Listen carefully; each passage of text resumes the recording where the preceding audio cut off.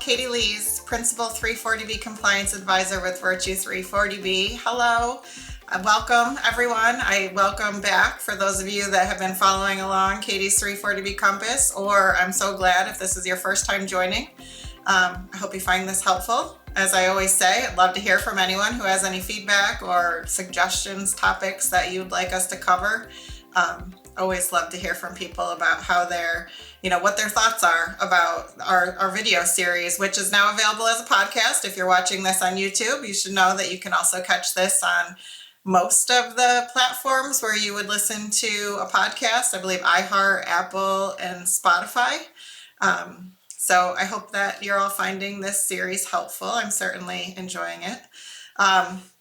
Today I was going to talk about the new, kind of where we stand with off-site department eligibility, child site registrations in light of the litigation or the court ruling on the fact that HRSA did not have the authority to require those child site registrations as part of 340B eligibility. I know that's a hot topic right now, and everyone's, trying to figure out, what does this mean for us? What should we be doing with this information? Not going to claim to have all the answers, but certainly wanted to talk through just, how I see this situation or where we stand and maybe what we should be thinking about. I guess to start and get us all to a baseline, I'm just going to, talk through some of the background and where this came from. So I believe it was around 2012 that HRSA started requiring that off-site departments be registered as child sites. And the child site registration is based on that off-site department and how it appears on a filed cost report. So this is, I guess I should specify, this is pertaining to hospital 340B eligibility. So this isn't the same, it's a different process when it comes to, the other types of entities. But this is specific to hospital off-site departments. So as I said, in 2012, HRSA started requiring that hospitals register off-site departments as child sites. If you go to the OPA information system, OPAIS, you would see that most hospitals, have their primary parent location registered and then off-site departments. Usually it's the dish ID with a letter at the end. So this process is, can be take quite a bit of time for an off-site department to be eligible to qualify for child site status. So how it works is a new off-site department would start functioning. It has to be hospital-based. It has to have those outpatient costs and charges roll up to as reimbursable on the hospital's cost report. And then once that cost report is filed with those off-site, with those outpatient costs and charges, then that individual site can be registered with HRSA as a child site. And then once that child site is active on in the HRSA registration, the OPA database, then that site is eligible or has been eligible in the past for 340B. So if they're going to administer drugs at that site, those drugs purchased for, qualifying outpatients could be purchased at the 340B price, or if prescriptions are being written from that site, those prescriptions could be qualified for 340B, whether at, a hospital-owned pharmacy or a contract pharmacy. So as I said, that has been in place for about 14 years, but of course it's never that simple. So that process changed in June of 2020. There was a new FAQ posted by HRSA and on the Apexis website, the prime vendor of HRSA, that essentially said that, those child site registrations wasn't absolutely required for 340B to be used at those sites. If those sites met, if the transactions met the patient definition. So, maybe the site isn't registered as a child site, but it's a hospital-based site. The patient's there, the hospital is maintaining a record. They're responsible for the care that's resulting in that drug being administered or the prescription being written, so that the eligibility could begin before that child site registration. Now, this was in June 2020. As I said, it was not explicitly called out that this was a COVID flexibility. and anyone, please tell me if you remember it differently. There were certainly COVID flexibilities that were very clearly outlined that way from HRSA. This wasn't done in that same way. So this, while we could all assume that, just based on the timeline, that this was related to, the pandemic, that was not explicitly called out. So in, I believe, May of 2023, when all of a sudden all of the COVID stuff was being pulled back and that was included in what was being pulled back, there was, a lot of surprise, it was frustration in that all of a sudden that flexibility was no longer in place. So shortly after that, there was Albany Med brought a case against HRSA to challenge the fact that they changed this. And I think many individuals felt that, maybe that child site registration was overstepping the authority of HRSA. There was nothing defined in statute. I mean, as I said, this wasn't here all along. This was something that was developed in 2012. So they were challenging that,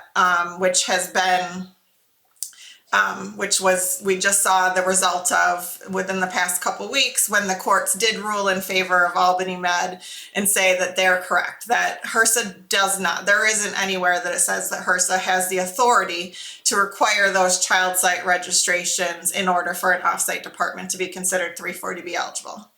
So of course, there's nothing is ever quite that simple. Because now that we have this ruling, what do we do with this information? It does seem that we could move forward and we don't have to, rely on that timeline that we've become accustomed to of a offsite department opens, services are provided, but you can't utilize 340B drug or take advantage of that benefit until, that sometimes very long timeline for the department to be reflected on a cost report, for that cost report to be filed, then you have to register the site, and then the start of the next quarter is when you would, then have that department be eligible. So that does seem like it's not, we don't have to be abiding by that, but I guess what I wanted to spend more time talking about today is just what does this mean?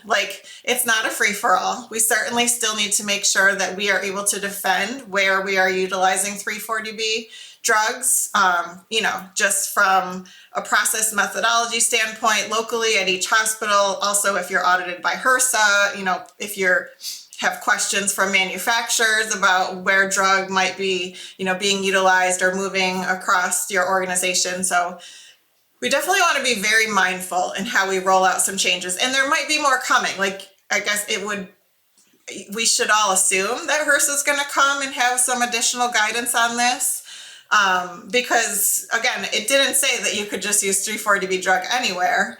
It just said that child site registration was not necessarily something that HRSA was able to enforce. So a few, I guess, thoughts that I have or assumptions that I'm making is, one, at this point, I would think that the child site registration process still stands, because even, in June of 2020, the expectation from that FAQ, even if we could consider a department eligible before it's, an eligible registered child site, the expectation was still there to go through that registration process. So once that department is on the cost report, it should be registered as a child site and all of that. So I would still plan to maintain that process unless we hear otherwise. I think that upon audit by HRSA, they're still going to want to see that documentation. So it's very important, I think sometimes it can be a lot of work, but maintaining a crosswalk of all of your offsite departments, how they're registered as child sites, how those financials flow through your organization. So, I'm familiar with Workday. I know that's one of the top financial applications used across the country. They call a cost center an FAO. I think it's a financial accounting object. So, the FAO or cost center or account that goes with each of those departments, the best practice is to maintain a spreadsheet where you have those departments, the child site, dish ID, the FAO, and then, you know, the line that it appears on the cost report. And then honestly, to just continue out that best practice while I'm on the topic, is every year you should be reconciling to make sure that you have eligible costs and charges on your most recently filed cost report. You know, that's a process that I recommend to do before recertification each year, just to make sure that, again, you have everything in line that you're expected to. This new ruling does change that slightly, because that might not be the process that you have to utilize for every offsite department, because now on that list, you might have 3 departments that haven't yet appeared on a cost report. So you're not going to have that dish ID. You're not going to be able to follow it all the way through to the numbers that correspond on the cost report, but that's okay. What we do need to do is, so what is our new methodology? Again, we don't know yet what HRSA's expectations are or what they will be, but I think at each local level, we need to be mindful and have our own process that we are going to implement to make sure that we can defend where we're utilizing 340B drug. Because again, this doesn't mean that you can just use it anywhere, and we want to make sure that we're still maintaining compliance at each individual organization, but also just for the sake of the 340B program, right? Like that's, I know I tend to get on that bad soapbox maybe too often, but it's each of ours responsibility to make sure that we are being a good steward of the program. You know, I think I shared in my last video that I do think that this ruling, while it's positive, it does put a ding in, you know, every time HRSA's authority is questioned, I think that it puts a ding in the 340B program and maybe hurts our sustainability a bit in the program, because we need a little more transparency. And this is an area where, you know, we had some transparency for other stakeholders in the 340B program to know where we're utilizing 340B drug. So now we're taking a step back from that, but we want to make sure that we can defend where we're using 340B drug, even if it's not published on the OPAIS database yet. So, you know, I don't know what that looks like at each place. This is where, like I said, I don't have all the answers, but I just really want to ensure that we're all thinking about this in the right ways. That, you know, okay, so when you have a new department, at what point, you know, or how are we qualifying it? If you have a new endocrine department that has just opened, it's hospital-based, you know, CMS will be recognizing it as hospital-based. When you're billing government payers, like they'll be recognizing it as a hospital-based location. Like things like that are what we think about. Like what criteria will your organization be using to determine that an offsite department is hospital-based and will qualify for 340B, you know, that you can defend that this department is eligible, that all of the patients that are seen there, or, you know, if maybe it's not all the patients, but whatever you will be considering 340B eligible, do those patients meet the patient definition?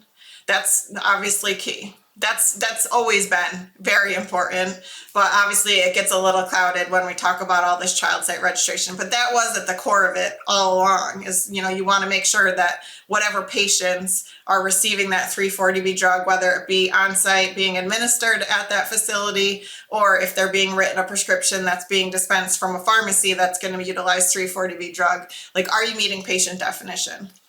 Of course, you need to also make sure that you're, you know, preventing duplicate discounts, however you should be.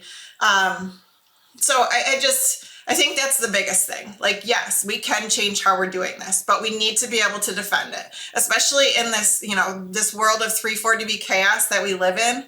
Like, we need to, as I said, be a good steward of the program, be doing our part to make sure that this program can sustain, that all of the critics and all the things that are coming against it, that we can defend what we're doing, that we are doing it compliantly, that we can show, you know, documentation that, yes, maybe we no longer have this child site registration requirement, but we can prove that this department still fits in that same category. It's just not, you know, we just don't have